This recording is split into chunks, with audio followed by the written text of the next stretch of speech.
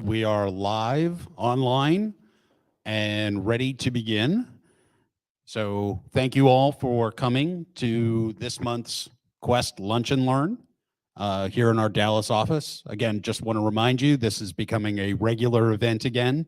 So, it will be monthly, every third week of the month on Thursday, in addition to our social, which is every third Tuesday of the month as well. I see a couple of you that were here for that event and are here again. So, we always appreciate seeing you. Uh, Before I bring up our speaker, I got just a couple of announcements that I want to make, and we are happy to have with us Brent Mott. He is no stranger to Quest. He's worked with many of our clients over the years, and we always enjoy having him speak. Today, he's going to be talking specifically about real estate passive investing, and I'm going to let him introduce himself in just a few minutes. But I do want to just go over a couple of brief events that we have on the horizon. There we go. And also talk about some of the resources that we have. Again, just a reminder that we do these classes on a very frequent basis. Check out our events page because we do different events at different locations during the month. So the Houston social, the Austin social, and the Dallas social are always different. And of course, if you can't attend in person because you're not in one of those cities, you can check it out online on YouTube while it's live, or you can always go back and find it while once it's archived on our YouTube channel. But again, we are also engaging in the networking. We do not only networking events live through channels like this, but we also still are doing our virtual happy hour, which is every fourth Wednesday of the month, so toward the end of the week. And the idea there is that you get to do a little deal pitching with our nationwide clientele. So if you're looking for a deal or if you're looking to find people to invest in a deal, it's always a great opportunity. Just also want to mention a big event that we have coming up. This is one of our boot camps. The Masters of Tax Avoidance will be the theme this year, and it's going to specifically focus on the area of oil and gas. So I know that's always been an interest for a lot of our clients that want to even go beyond just normal real estate as their investment, be it passive, be it active. But this promises to be a very good event. And again, we hope that you will be able to join us for it in Houston. Last, just want to also mention again the referral program we have here at Quest. So if you are an account holder and if you know somebody who would like to be an account holder, tell them to come over and see me. I'd be happy to set them up. And it's a dual benefit that one gets. First of all, the new client will get a $25 discount off of their account opening fee. And for the referral, the individual will get $25 credited to their self-directed IRA here at Quest. And sometimes we even run specials where that's doubled. So again, always pays to refer. I've had clients that have ended up paying for a lot of their other fees by virtue of the referrals that they've given me. So the program is popular, it works, and there's no cap on how many times you can use it. All right.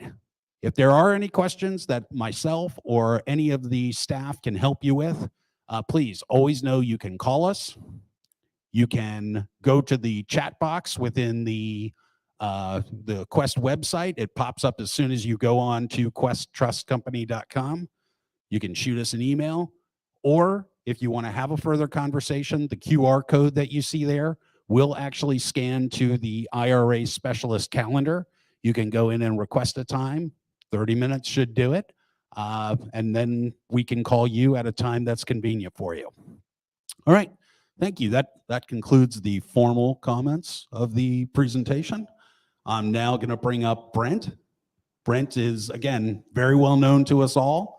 One of the big dog people, and also has his own company, Bowtie Capital. Love that name. All right. I don't know where I came up with it. It's a mystery to us all.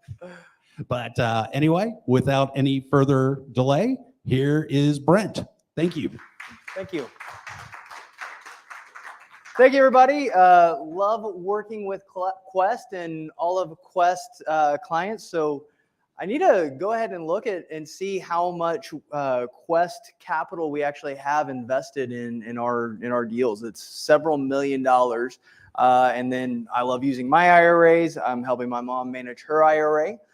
So thank you so much. So disclaimer, don't you love all of the disclaimers that you have to have? Quest doesn't provide any investment advice or consultation. Neither am I. All right, I'm not a lawyer, I'm not a CPA, and I'm not your financial advisor. This is for education and entertainment purposes only. I want to give you some things for you to think about so that you can make better decisions for you. So who am I? My name is Brent Mott. I've been investing in real estate since 2010. So I bought my first house the year that I graduated from graduate school. I've been full-time investing in real estate since 2014. I started off in the single-family residential space, wholesaling, fix and flip, buy and hold. I've done wraps, I've done sub-twos, all kinds of different exit strategies there. I started investing in commercial real estate in 2017, 2018. Started coaching single-family residential in 2015 with the Big Dog program. I've got my partners and I are managing about $30 million of investor capital and about $130 million real estate portfolio. Our portfolio consists of self-storage, multifamily, medical office building, land development, and single-family houses. And I'm here because I like it. I'm passionate about helping other people grow their business. So the fact that you're here tells me that you're already interested in investing in real estate. And I just want to remind you all how smart you are and how intelligent and great people you are. But what do we love about real estate? Well, one of the first things that I love about real estate is diversification. The first thing that we learn or that we're told when we start to learn about investing is diversify. Don't put all of your eggs in one basket, okay? Well, real estate is a great diversification from traditional assets. And the way that I look at real estate investing is I look at a whole portfolio approach to real estate investing. I can diversify within real estate itself. So I can diversify geographically. I can diversify against different asset classes that have different risk-reward matrices that we can really pursue to make sure that we've got the right fit for you. And one of the things that I want to talk about today a lot is helping you think about what's the best investment portfolio for you. Because what the best investment for me is going to be different than the best investment for you, different than the best investment for you. It all depends on lots of different factors. I love that real estate is a hard asset that cannot go to zero. A stock can go to zero. Real estate, a hard asset, cannot go to zero. If I have a building and it burns down, I have insurance. Even if I didn't have insurance, the dirt has value. So a hard asset that can't go to zero, it's a great hedge against inflation, right? I don't know if you've been watching the news, but right now is a really, really good time to have a hedge against inflation. What do I mean that real estate's a hedge against inflation? Well, in inflation, what happens to the value of my asset? The value of my asset goes up. My rents go up. My mortgage stays exactly the same. So I get to pay back today's debt and tomorrow's dollars. Okay? So inflation, as much as I hate it in our economy right now, it's actually really, really good for my business. All right? So it's great to have a hedge against inflation in the greatest inflation that we've had since Jimmy Carter was president. All right?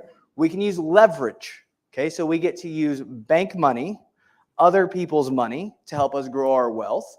All right, so we can get other people's money from banks, from other people's bank accounts, or other people's Quest IRAs. So is it OPQ IRA? What is it's OPI? Other people's IRAs. So we can grow our wealth by helping other people grow their wealth.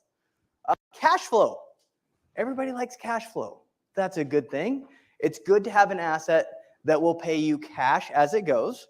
So gold may or may not be a great asset because there's no cash flow. It's a great hedge against inflation, but to get cash from gold, you have to sell gold. There are stocks that have dividends that will pay some cash flow, but most growth stocks don't have the cash flow element like real estate does. Where am I pointing this thing? All right. We also get growth in value through appreciation. So we have growth in value with inflation, but we also have growth in value through appreciation, whether that's because limited resources, so people wanting to move to an area is going to force the value of houses up greater than the rate of inflation. And in commercial real estate, we can actually force appreciation by running the business more effectively and more efficiently. We also get very, very favorable tax treatment. Okay, the government incentivizes us to do things that it doesn't want to do. So we're building an apartment complex on the Big Island of Hawaii right now. We're building about a $30 million apartment complex with about $300,000 of investor capital, right? And that's just because we're using government grants and programs to help us fund that project. Also, we get to save money in taxes.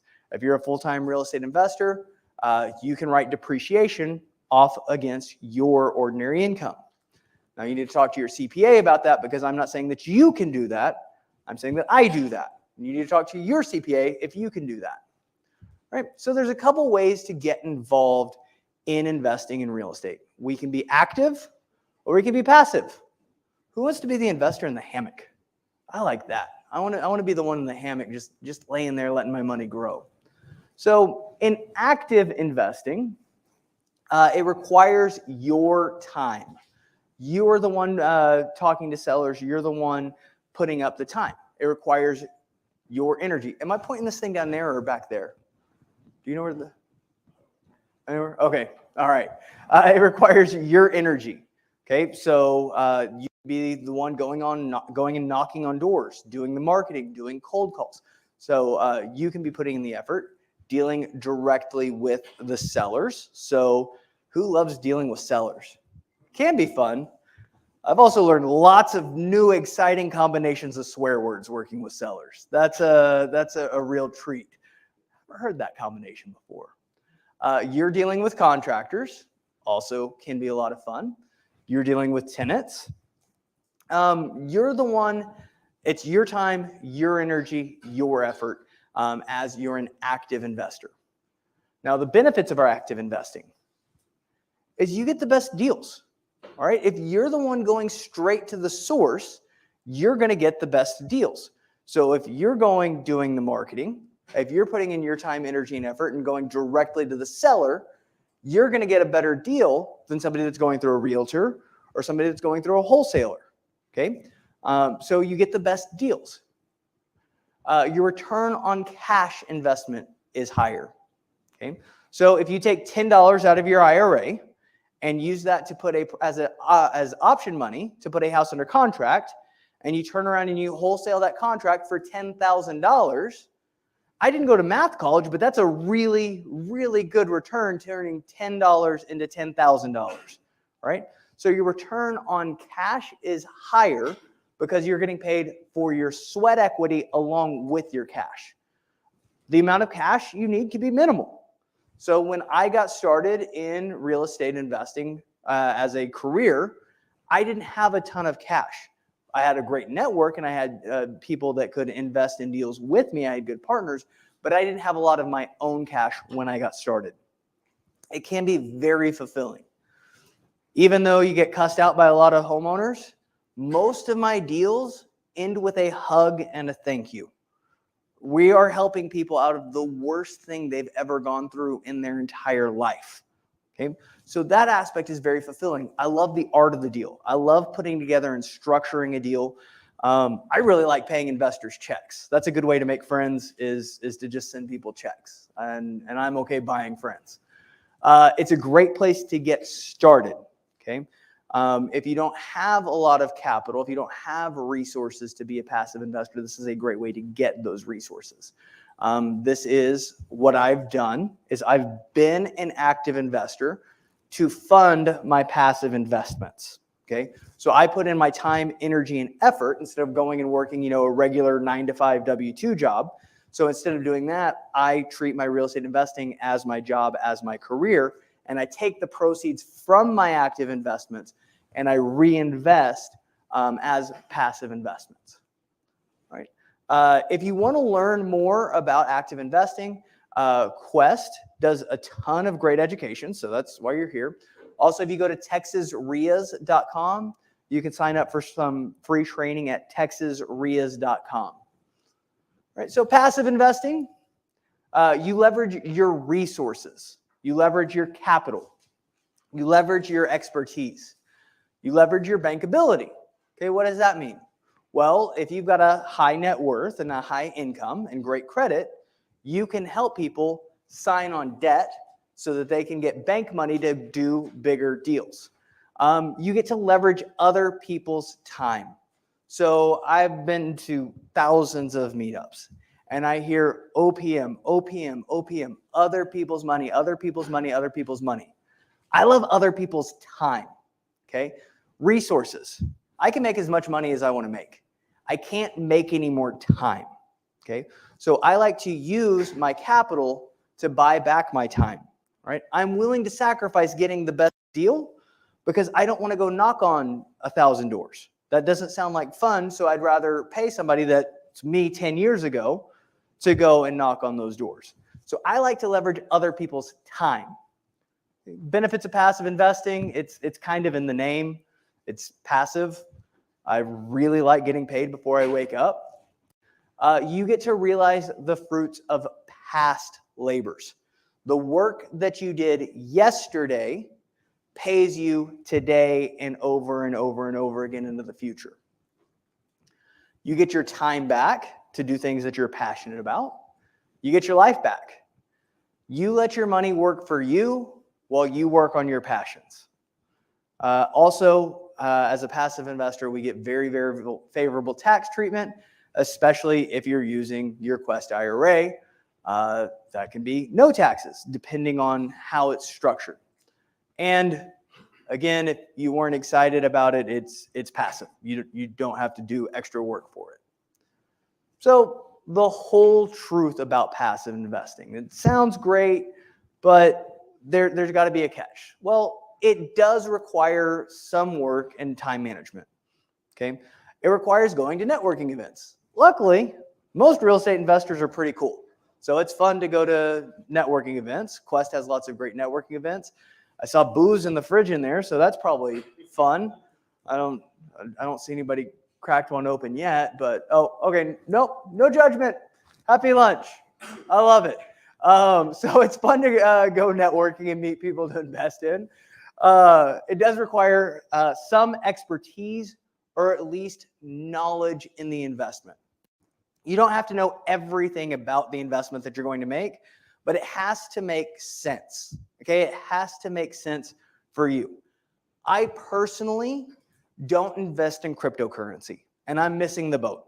And I'm at peace with missing the boat because I don't understand cryptocurrency. I understand what people tell me about cryptocurrency, but it doesn't pass my smell test. Okay, my cousin, I'm going to talk about him in a few minutes.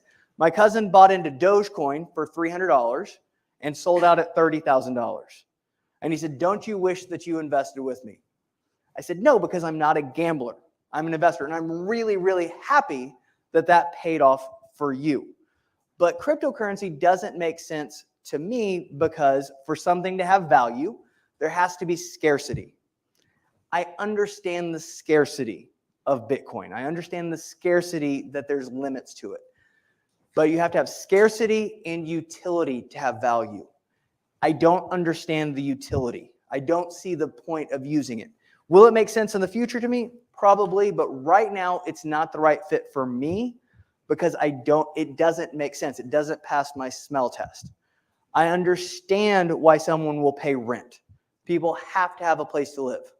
I understand why people will pay for storage facilities because Americans have more crap than will fit in their house. I went to dinner last night with an investor from Israel, and he couldn't grasp the concept of a storage unit. He said, "So what do you put in there?" And I said, "Stuff that you don't want to throw away, that you want to throw away in 10 years. It's just stuff that you want to throw away at some point in the future, but you're not ready yet." It's a very American thing, but it makes sense. I understand it. All right, so you have to understand the logic behind the investment that you're making. The rewards can be great, but there is always risk. Okay, there is no such thing as a risk-free investment. There is no such thing as a risk-free investment. If anyone ever uses the term risk-free, run away. If they use the word guaranteed, run away. There is such a thing as a personal guarantee. That means that you get to go after the borrower's assets if they don't pay. But there is no such thing as a guaranteed investment. Okay? Now, what about sitting in cash? That seems guaranteed. Well, what happens with the inflation that we've had? The value of your asset went down. There's risk in treasury notes. There's risk in everything that you do, including not investing at all. But it's important to know that there is no such thing as a risk-free investment. It requires a great network. I mentioned I've been to thousands of networking events. You have to have a great network, and part of the reason is you have to find people to invest with. To invest in commercial real estate syndications, you either have to be an accredited investor. Okay, that's someone that makes over $250,000 a year, has $1 million net worth, or has a securities license, and that $1 million is outside of your homestead. Okay, that's what it takes to be an accredited investor. Well, some of us aren't there yet. So the other way that you can invest in commercial real estate syndications is if you're a sophisticated investor. What that means is you have an education in the asset class. That's why Quest does all of the education events, is so that you can learn more about real estate and other non-traditional investments. And you have to have a pre-existing relationship with the deal sponsor. Okay, so you have to know the person before you invest. So you literally have to know someone to get into a commercial real estate syndication if you're not an investor, or if you're not an accredited investor. You're investing in the deal, but you're also investing in the person. Okay, I mentioned earlier, I'm not a gambler. I don't know anything about horse racing, but I know there's an expression that you bet on the horse and you bet on the jockey. I don't know what that means. I know as a real estate investor, I'm investing in the deal itself, the asset itself, but I'm also investing in the person that's running the asset. So I'm betting on the horse and the jockey. All right. You have to understand the underlying math. Okay. Why does this make sense? How do the numbers work? So I talked a minute ago about diversification and using a portfolio approach to passive investing. So we can look at private money lending. Okay. That means I've got money, you've got a deal, I'm going to loan you money to do your deal. All right. So there's a couple ways that we can do that. We can invest as debt, or we can invest it as equity. Okay. Each one of these investments has a different risk profile, and each investment has a different type of reward. Each one pays differently. So you need to know, what are you looking for your portfolio? What are you looking for with your stage of life? So you can do private money lending. If you want to be a little bit more passive, you could buy private money notes. You could be a note investor investing in debt. Okay. You can do buy and hold. So you can buy rental properties, hold them for cash flow and appreciation. You can do owner financing, whether that's using all of your own capital, whether that you're doing a wrap, whether you've bought a property subject to and you're going to use that underlying mortgage to create a new mortgage. Or my favorite is commercial real estate syndications. That's what I like because it's a very, very passive investment. So when we look at these different types of investments, we can either invest as debt or we can invest as equity. Okay? When we invest as debt, your return is stated. Okay, notice I don't say it's guaranteed. Your return is stated. Your return is, you need to do everything with an attorney, but your return is agreed upon, and if you don't get that return, you have legal recourse. Your return comes in the form of points and an interest rate. So if you've heard about doing loans, it's 2 points and 12%, or 1 point and 10%. There's lots of different ways that you could structure that. Points looks like an origination fee. Okay, it's not technically an origination fee. It looks a lot like an origination fee, and the interest is a monthly interest rate. So 2 points and 12% interest on a $100,000 loan would be $2,000 up front. That's the 2 points, and $1,000 a month. That's 1% per month because we take our interest rate and divide it by 12, right? When we invest as debt, you get your principal back before anyone else gets paid. So you get your money before anyone else gets paid. You also get your profit back before anyone else gets paid. Okay, so you get your original investment plus the profit that was stated and agreed upon before anyone else gets paid. When you invest as equity, your return is projected. Okay, we bought the house for this. We think we're going to sell it for this. Your profit's going to be 50%. Your profit's going to be 40%. Your profit's going to be this. Your return is projected. Your return comes from the profitability of the investment. So the more money the deal makes, the more money you make. You get your principal back before anyone else gets paid. Okay, so as whether we invest as debt or equity, you get your initial investment back before anyone else. But here's the difference. You get your profit back with everyone else. Okay, so you get, either way, you get your principal back first, all right? In debt, you get your profit back first. And as equity, you get your profit back with everyone else, okay?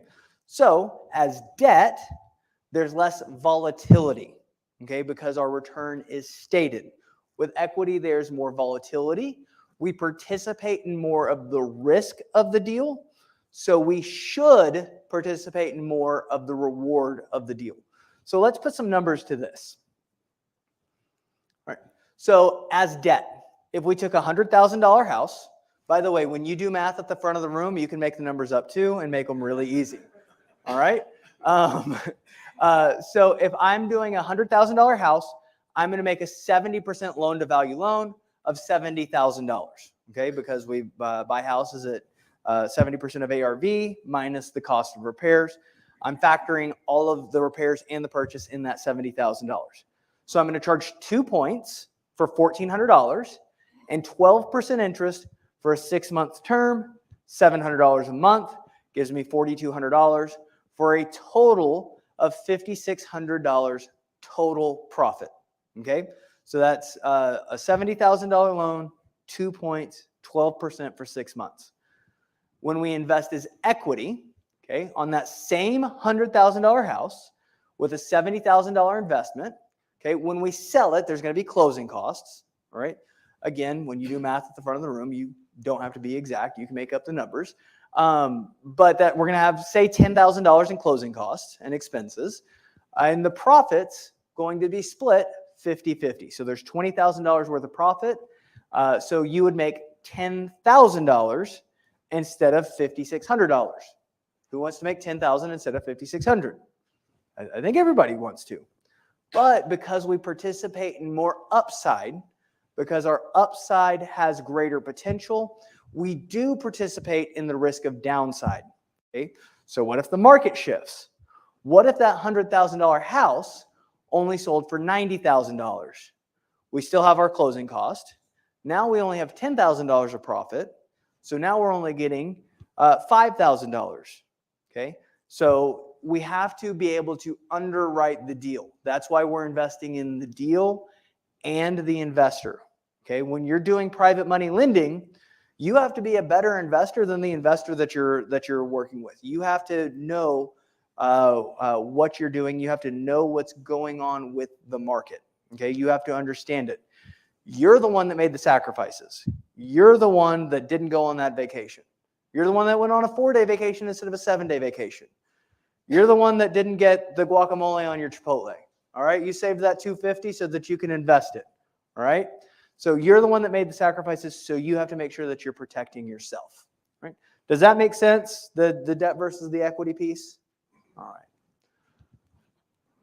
So things to consider when you're looking at your real estate portfolio. So you're going to put together your investment portfolio. There's things that you need to think about. One, what is your level of risk tolerance, right? What are you okay with the possibility of making 5 or 10? Or do you want the security of, I know I'm going to make this $5,600, okay? I mentioned I don't invest in cryptocurrency. I don't gamble. I have a very, very low risk tolerance. Okay, I have a low risk tolerance. I don't like risk. It stresses me out. Okay, so I have a low risk tolerance. Okay, we have to look at how are we going to mitigate the risk? What are ways that we can protect ourselves? How can we get an asymmetric reward for the risk that we take, right?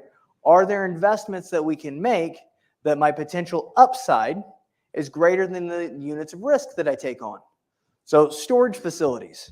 Storage facilities have a break-even point of 40% occupancy. Okay, if a storage facility is 40% occupied, it's going to cover all of its expenses and its debt service. Okay, but it still has a good return. So that's a asymmetric risk reward. Okay, if we do a 70% loan to value loan and we earn 12% interest on it, that's an asymmetric risk reward, because if our downside is we have to foreclose on that house, and then we can still make money because there's that equity that we're going to capture all of that equity. Okay. What are your needs? What are your needs and when do you need it? So what is your timeline? Do you need your investments to pay right now? Or are you planning further into the future? And then how passive do you want to be? How much do you want to work? There's a million ways to make $1 million in real estate. Okay, we talked about active, passive. There's lots of different ways that you can do it. You can be as active or as passive as you want to be. So right now I have all of my properties I have with a property management company. I don't manage my own properties. All right.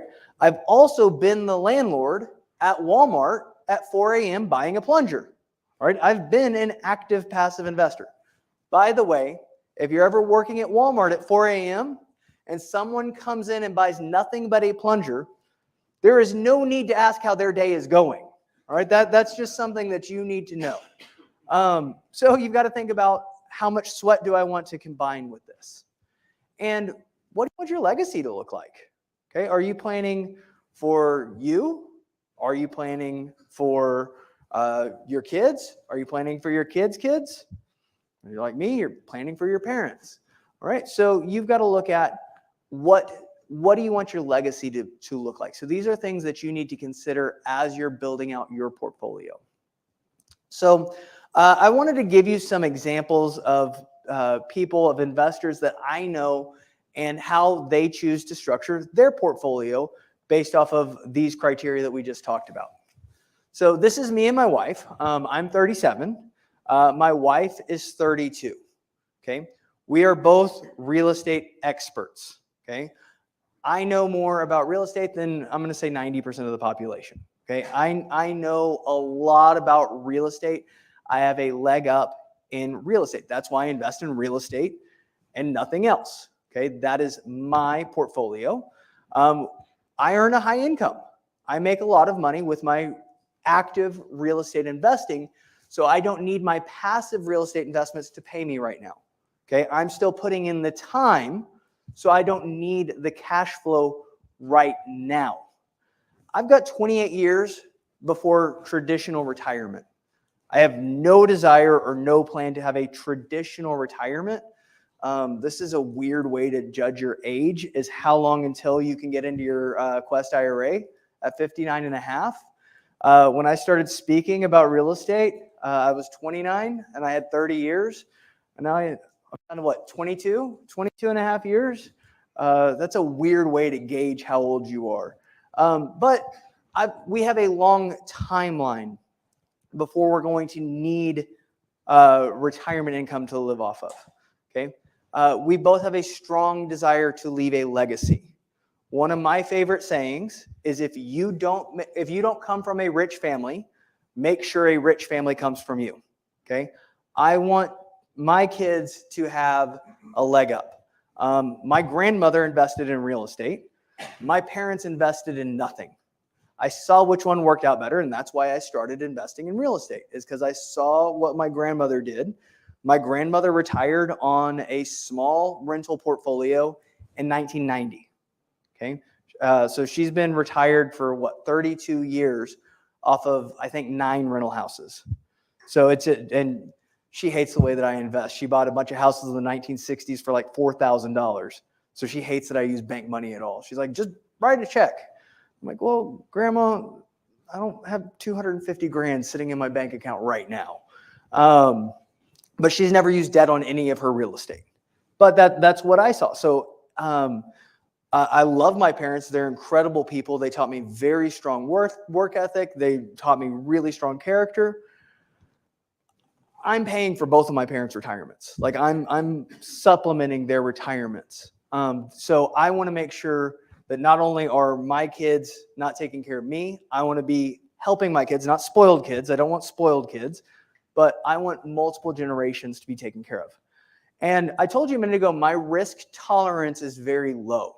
Okay, I'm putting my risk tolerance as moderate just because real estate, every investment carries risk. Okay, and even though my risk investment is moderate, that has to do with parts of my portfolio. Okay, so I take on more aggressive investments than other people because I don't need the cash flow right now. If I have an investment go sideways, I've got a long runway to make up for that. So I invest a lot in commercial real estate syndications. I also invest in development projects. Okay, development projects don't make sense for a lot of investors. Okay, because developments have taking raw land, subdividing it, and building a neighborhood or building something ground up. That's riskier than other investments just because there's more that can go wrong along the way. So I keep about 10% of my portfolio in land development because my upside is very high. Okay, and I'm willing to take a small piece of my portfolio in a higher risk project for a greater return. All right. Our primary focus is growth. Okay, we don't need the cash flow off of our passive investments, so we reinvest all of the cash flow from our passive investments. Okay. At the polar opposite, this is my Tita. Actually, technically, it's my wife's Tita. This is my wife's grandmother. All right. Everybody calls her Tita. If you'll notice, I put my age and I put my wife's age because she's okay with it. It's not nice to ask ladies their ages. So for her age, I just put retired. All right. She has experience in real estate. So she has moderate experience, and she did a good job of building a very nice nest egg. Her risk tolerance is negative. Okay. She does not want to take on any risk. She is willing to take on the risk of sitting on cash and gold. Okay, that's because that is her level of risk tolerance. Her primary focus is protection. And because she doesn't have the risk tolerance for real estate, she doesn't have the stomach for real estate, she shouldn't invest in real estate.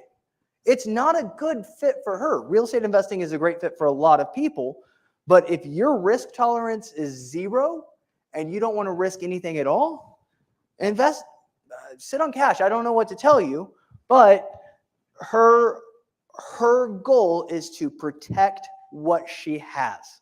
Right? That's her driver. This is Jack. Jack is a big dog, really good friend of mine. Jack is 36. He's educated in real estate, and he wants to be a little bit active. Okay, he doesn't want to be super active. He earns a very high income. He has a career that he really enjoys that pays him really well. You don't have to be a full-time real estate investor. That's not the right fit for everybody. If you have a job that you like and it pays you well, do that and invest in real estate. He's got 25 plus years to traditional retirement. He has a strong desire to leave a legacy. His risk tolerance is moderate, and his primary focus is growth. Okay. Now, because he wants to be active but not super active. He loves buy and hold. So I like single family residential buy and hold as well. Jack really likes to buy and hold real estate. He doesn't necessarily need to flip houses to produce more income, but he likes the long-term wealth. Okay. So Jack uses a strategy. He's got a large overfunded whole life insurance policy that he takes a policy loan out from his insurance policy, buys a house, fixes it. He does the BRRRR strategy. So buy, rehab, rent out, refinance, repeat. So he takes a loan against his insurance policy, buys and rehabs the house, refinances it, puts the money back into the insurance policy, and then does it again. All right. So he really likes the buy and hold aspect because he gets the joy, the fulfillment out of being somewhat active. All right, I'm doing the YMCA thing over here. All right, so this is Terry. So a lot of people probably know Terry. He's super experienced in owner financing. All right, he's a great guy. A lot of fun, really active with Quest. He's kind of a near retirement, semi-retired. So Terry was in the oil industry for a long time, retired, wasn't ready to be retired, so he kind of started a second career as a real estate investor and real estate expert. So Terry's kind of at the opposite end of me with investor goals. Terry doesn't have any kids, right? It's him and his wife. So the legacy doesn't really matter. If he grows a giant nest, if he grows a giant treasure chest, there's no hearse with a luggage rack. So growth isn't a primary driver for him. Terry really likes cash flow. Okay. So for him, owning assets that are going to appreciate in value, of course, that's attractive, but that's not a primary driver. When we own or finance a house instead of rent it out, our cash flow goes up because we eliminate a lot of the expenses that go with owning a house. We eliminate property management. We don't have to pay property taxes. We don't have to pay insurance. We don't have to pay repairs. All right. If you think you have to pay for repairs on an owner finance house, call up Chase Bank, or whoever has your mortgage, and say, "Hey, my toilet's broke." They're going to say, "What do you want me to do about it?" There's no expenses that go along with it. So he did a really good job of learning everything there is to know about wraps and owner financing houses. If you're interested in learning more about wraps and owner financing, I highly recommend reaching out to Terry. Huge expert in that field. So there's his phone number and his email address on screen. Okay, this is Kirby. This is my mother-in-law. Kirby got laid off after working for her company for 25 years.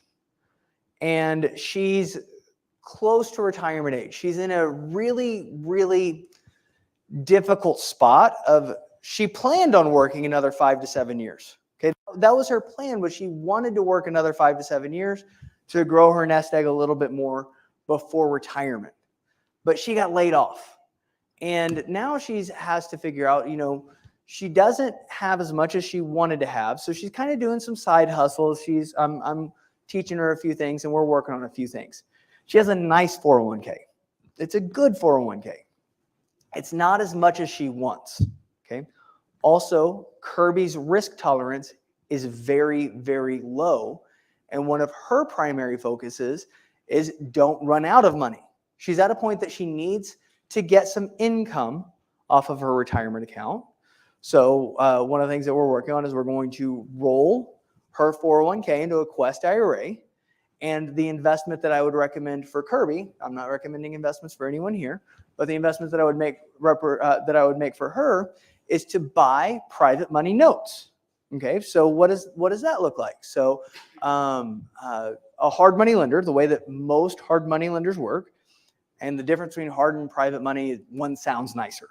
My definition is a hard money lender does it vocationally and they lend other people's money. A private money lender generally loans their own money and they maybe some family members, maybe some friends. Okay, so the way that most hard money lenders work is they have a few million dollars.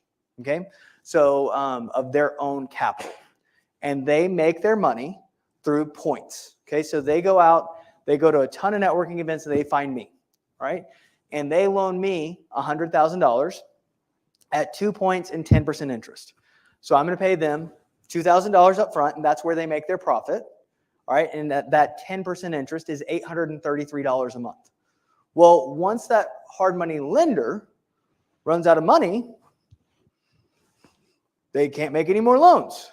So they call you, and they say, hey, we just loaned Brent $100,000. He's done 25 deals with us, expert investor, great credit, yada, yada, yada. I'll sell you that loan at 8% interest. Okay, so every month they collect $833 from me, and they pay you $666.67. That's what 8% on $100,000 is. All right, and they use that difference between the 10 and 8 to run their office. That's essentially why they do that. Brent, why don't I just go out and make the loans? Okay, well, a couple things. One, maybe you don't want to. Maybe you just don't want to do it. Maybe you don't have the expertise to analyze all those deals. And you know, we're friends. I don't want to foreclose on you.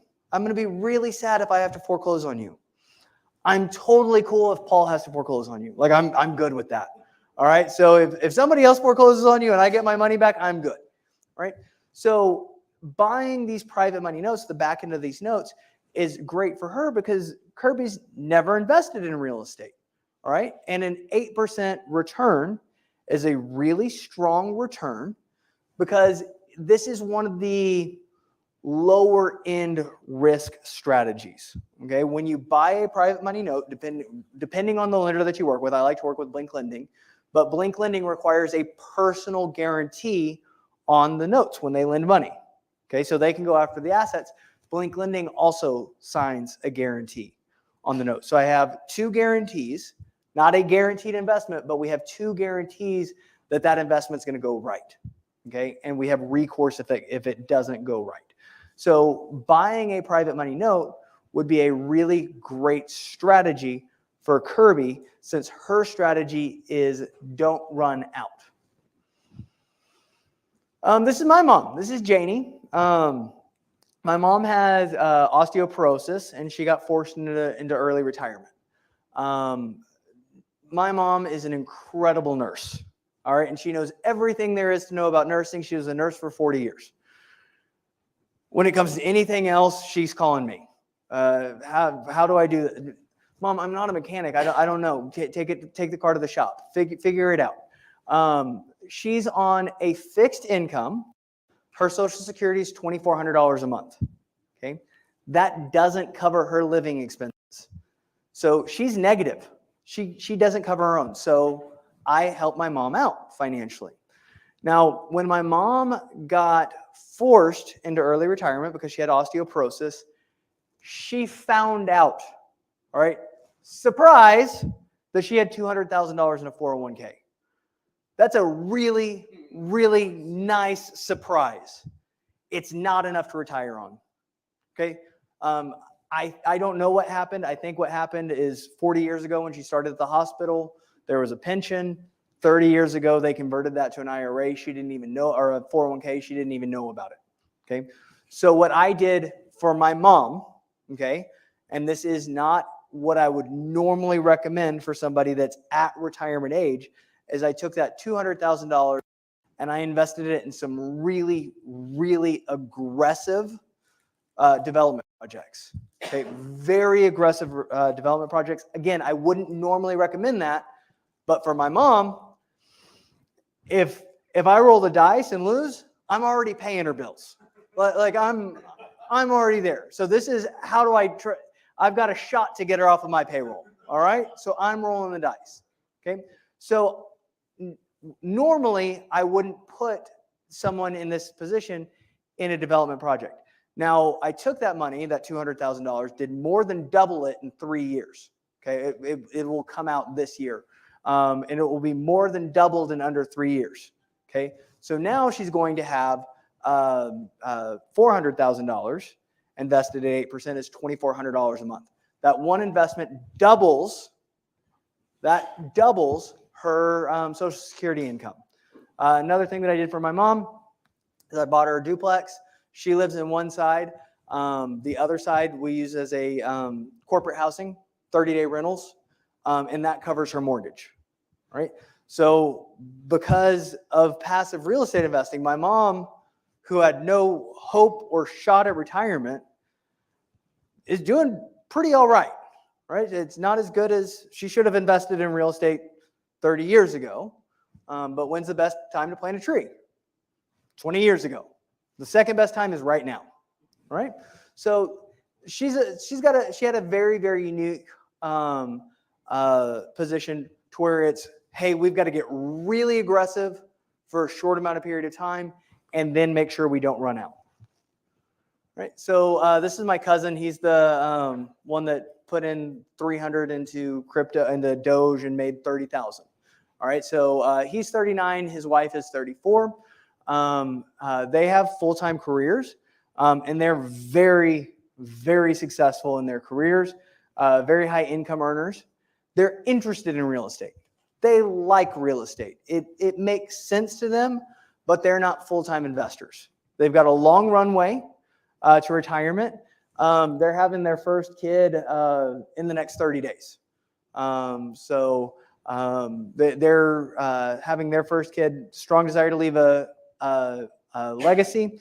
And for this one, his risk tolerance is moderate to high. That's why he's willing to invest in cryptocurrency. He loves going to the casino. Like, he loves going to the casino. That's like his thing that he likes to do for fun. Not in like a degenerate way, but he likes to take. That's something that he likes to do with his discretionary fund money, is go to the casino. If I go to a casino, I sit there the whole time stressed out. All right, because when I win, I'm relieved. If I lose, I'm mad. All right, so I don't like casinos, but because his risk profile is different and because he has a longer runway, he can invest in more aggressive strategies. Right? So that's where it comes into, what is your needs? What is your timeline? What is your risk profile? All right. btcapital.com/invest. I have a free course that I put together for Quest clients. If you go there, create an account. I've got, it's probably about 5 or 6 hours of extra content where I talk about a lot of these different strategies, who it's a good fit for. It's all free. Also, if you create an account, I do a lot of networking. I have a lot of friends that have great investing opportunities. I share those with people on there as well. So if you're looking for investment opportunities, we have a lot of projects in the pipeline. I also work with a lot of people, a lot of other investors that have good deals for the pipeline. So if you want to go to that website, it's all free. All right. So anybody have any questions? Man, I did a really good job explaining that. Oh, throw in the cube. Is it on? All right. That's a weird, I don't even know if I can spiral that. Whoa. I can hit the projector. I'm getting thrown out.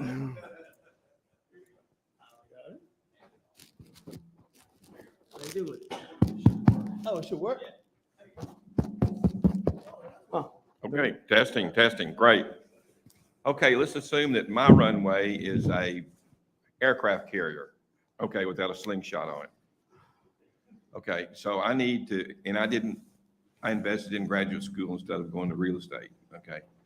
Wished I'd done real estate, okay, but that was a long time ago. Mm-hmm. So what is a class of investment? What's the best thing to do to, using the good intelligence, make some quicker money? I guess it would be the risk portfolio, but can you throw a few tidbits out in terms of maybe the way to look at the real estate investing world? Yeah, absolutely. So we have, there's two primary things that people look for when they get into real estate investing. One is short-term income generation. The other is long-term wealth building. The answer is yes. All right. We want both, but we can make different investing decisions based off of what our immediate needs are. So for immediate needs to kind of grow that portfolio, is you might take on some active investing roles. So going out, meeting people that might need to sell their house at a discount. So whether it's foreclosure, whether they inherited a house, whether they're just letting it get run down, you can go in and you can go with that wholesaling strategy that I talked about.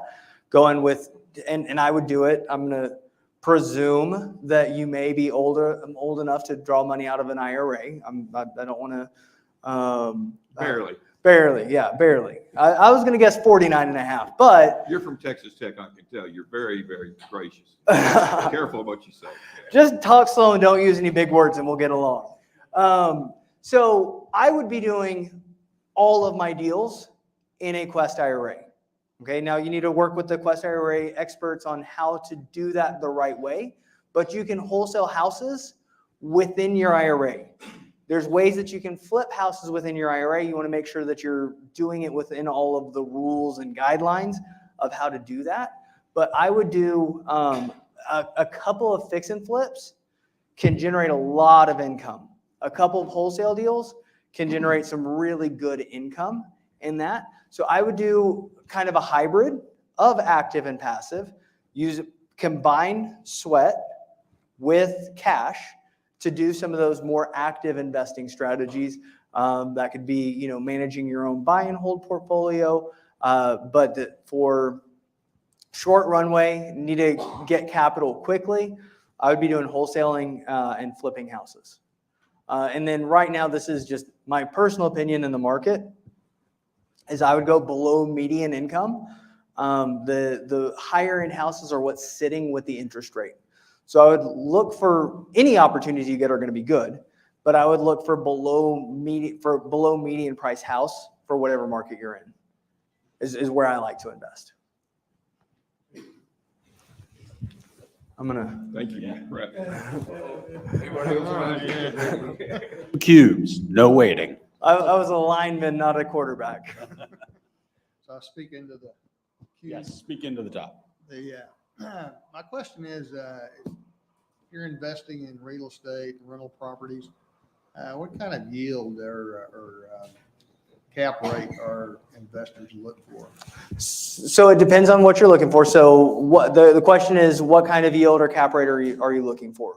So I have so I'm going to answer that a couple different ways depending on which specific type of asset and which type of investment. So the way that I do a lot of my passive investments is I'll buy a single family house as a buy and hold. Okay. So a single family house I can buy at a discount. I can buy at a discount of today's value. All right. Because of the situation of the homeowner. All right. Commercial real estate, I can buy at today's value with upside potential, but I can buy with a real discount single family residential houses. All right. And then what I'll do is the state of Texas averages 5.7% appreciation. I'm going to look at city centers. I'm going to invest closer to the city center. All right. And try to get a higher appreciation rate. I haven't looked at it for my portfolio last year, but 2020 to 2022, I had like 14% appreciation. Those aren't real numbers. Most of my portfolio before all of the nonsense was 8-9% appreciation is where I was looking at. So what I do is I'll buy that property at a discount, wait until I have $50,000 or $100,000 of equity, liquidate the asset, and I 1031 exchange the proceeds into a commercial real estate syndication. Residential real estate has natural appreciation. Okay, it goes up in value because people want it. Okay, people move to Austin because it's cool. I don't know why they would want to live in Austin, but people want to live in Austin because it's cool. All right, and people will make an emotional decision on a house. We were looking at the exterior of the building. I don't know if you saw the outside of this building. It's not a pretty building. I'm sorry. I apologize. No one's going to buy this building because it's attractive. No one is going to buy this building emotionally. People buy this building because it puts checks in the mailbox. All right. So residential real estate has better natural appreciation appreciation. Commercial real estate has better forced appreciation. Residential real estate appreciates better. Commercial cash flows better. All right, so I use those parts of my portfolio as a team. Okay, so for my single family portfolio,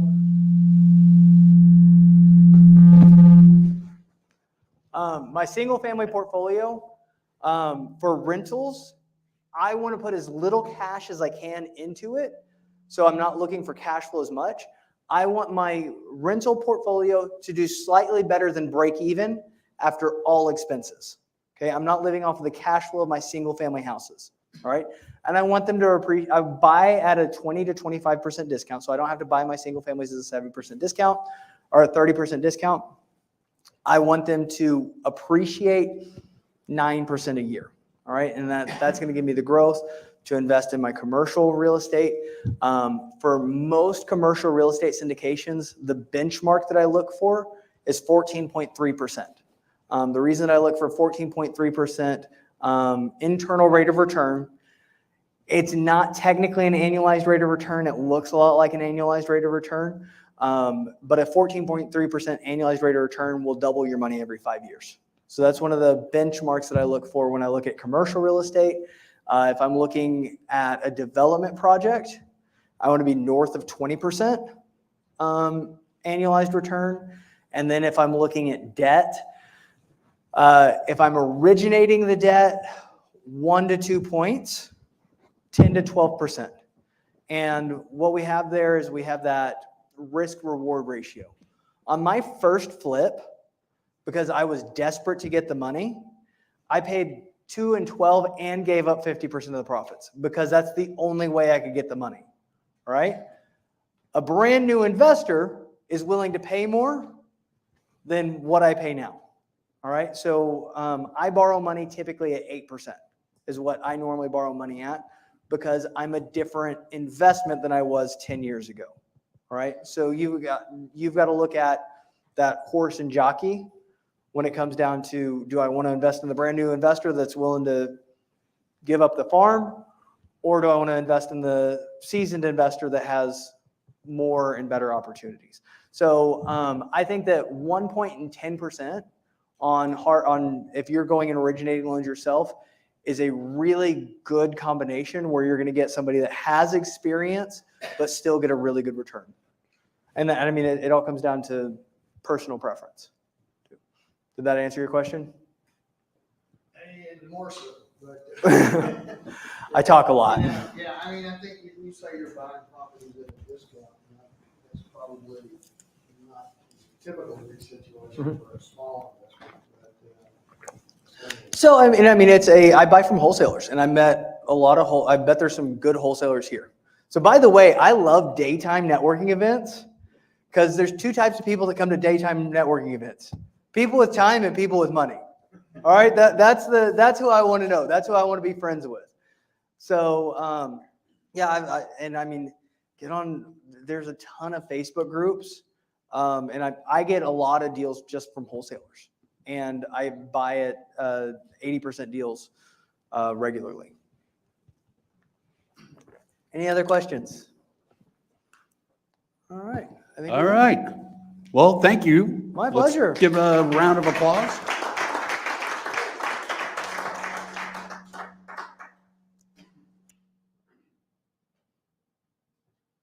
A pretty good online crowd too, but they've been fairly quiet. So I think we'll conclude the formal portion of the event now. I would like to open up the floor though, if anybody does want to come up and just real quick, maybe give their elevator pitch, or if there's any deals that are out there that anyone would like to share. We'll be putting 90 seconds on the clock for it. All right. Our first contestant is somebody well known to us. So DeLorean, please. Thank you. My name is DeLorean, like the car. I do apartment investing. We buy the apartment, we manage the apartment, and we look to, in 3 to 5 years, double investor money. You can reach me at 214-277-3902 or email me at multifamilyabc@gmail.com. Thank you so much. Plenty of time to spare, too.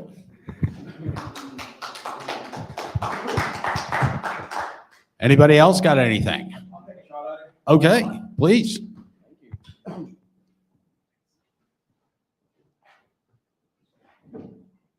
90 seconds on the clock. Tell us a little bit about who you are and what you're doing. Thank you. Hi, everybody. My name is Francisco Ordaz. I am a commercial real estate agent with Keller Williams Central 75. I'm up here because we run into deals, right? Wholesale deals, just like you were talking about, and they were saying, hey, you can do wholesale deals. So I'm at your service, commercial real estate. If you guys have any questions or interested in properties as well, feel free to give us a call. And my cell phone number is 972-880-5500. So thank you. Great, thank you. Is there an area in particular that you focus on? So the commercial, basically, Denton, Collin, and Dallas County. Okay. It's the area. I don't know. We could look into properties throughout the states. Of course, we're licensed through the state, and we have networks throughout the country with Keller Williams. However, this is where we focus. Okay. Excellent. Excellent. Okay. 30 seconds. 90. My name is Duke. I operate MoveCo.net. We're a 10 truck moving company in Louisville. So if anyone here needs moving services, you could use our company, and that way I can make some money so I can invest in DeLorean's apartment complexes. What's your contact? 972-250-1100. And the company name and website is MoveCo.net, just like my shirt. Show it to the online audience. I actually really appreciate that, because one of the things that I really enjoy seeing here are the kind of the vertical integrations, I call them, because there is a network that is required beyond just a realtor.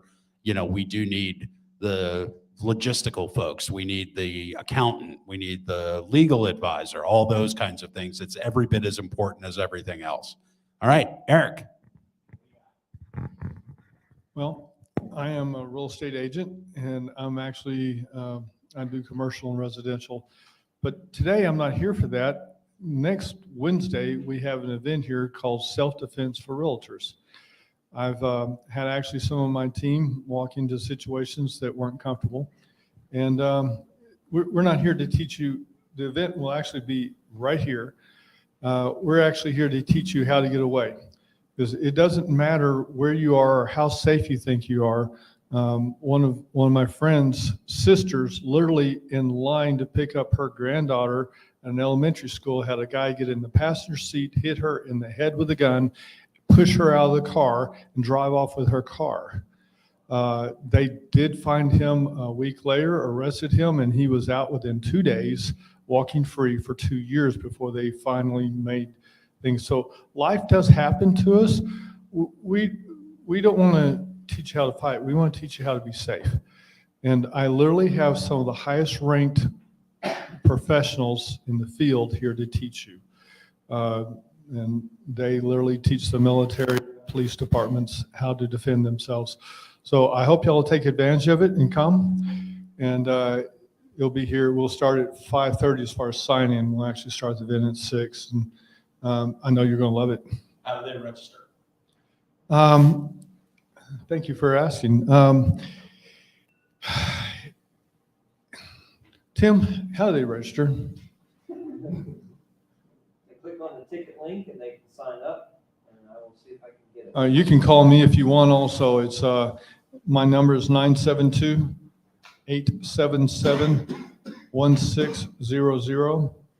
And by the way, if any of y'all are interested in martial arts of any kind afterwards, we'll give you free lessons for life. We're not here to make money. We're here to help people. And so y'all have a great Facebook page, right? Is it a Facebook page, Tim? No, it's a. All right, I have the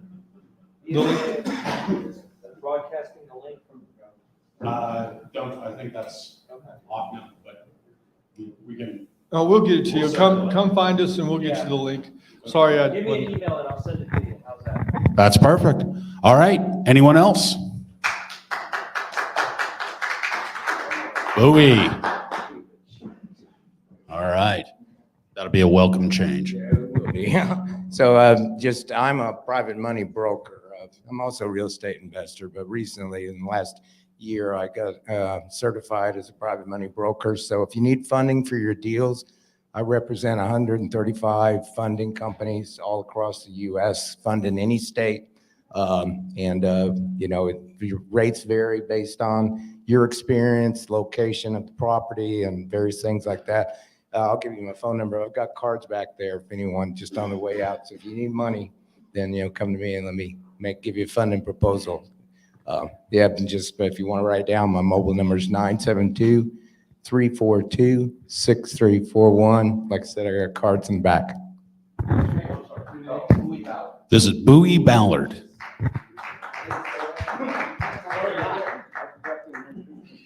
All right. Well, if there are no other folks coming up, why don't we conclude our event, the formal portion. Of course, you're welcome to stay around for a little bit longer. There's still plenty of food in the back. So enjoy yourselves. And again, now is the time to just commence some personal networking. Thank you guys very much for being here. We appreciate it.